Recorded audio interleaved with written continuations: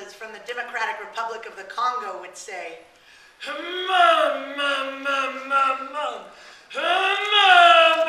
yeah! As some of you may know, Reverend Finkelman will not be preaching today, as he yesterday sustained an injury in the annual clergy road hockey game.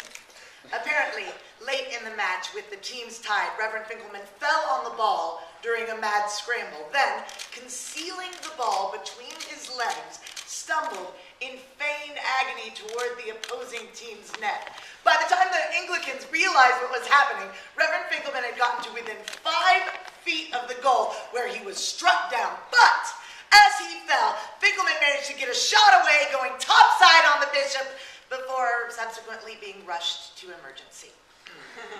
I'm sure you will all join me in wishing him a speedy recovery and congratulations on his victory.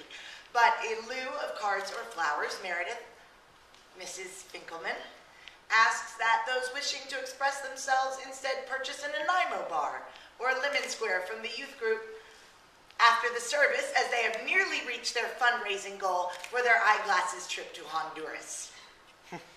Today, I am going to be sharing with you some of my experiences in equatorial Africa's central jungles, home to the famed mountain gorillas and magnificent forest peoples.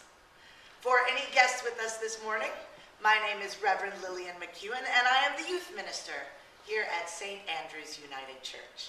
But first, announcements.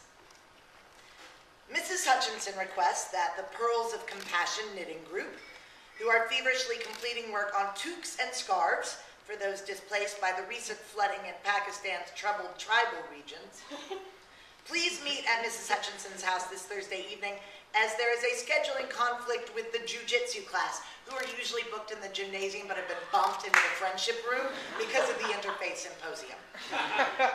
Next, Herb, our custodian, has asked that members of Sunday Night Cinema Club, who I hear watched Swedish sensation Greta Garbo and Camille last week, please be sure to remember to clean up after themselves. The Holy Spirit can do many things, but your dishes are not one of them. And last, we have been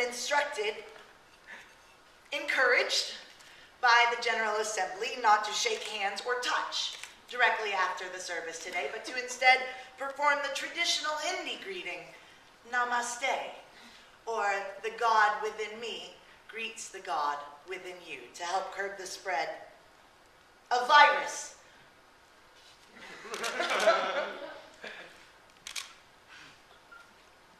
I have been away on a journey to find our friend and former diaconal minister, Reverend Trinidad. Reverend Trinidad was this collect's connect to distant lands, who through her actions with our donations demonstrated the faith we have and love here at St. Andrew's. Reverend Trinidad's last posting saw her serving the pygmies, or the forest peoples, of the Democratic Republic of the Congo in the province of North Kivu. She ran a refuge for displaced pygmies called the Lakeside Sanctuary. In Reverend Trinidad's last communication with this congregation, she informed us that she was going into the forest with those whom she served. We weren't to ask after her. We weren't to worry about her. She expressly told us we were not to go searching for her. But after hearing no word, nothing for 4 years, I could not take not knowing what had happened to her any longer. She was my friend, my sister minister, my spiritual teacher. And so, ignoring Trinidad's wishes, I made the decision to go. I felt I had to. I had to go and find her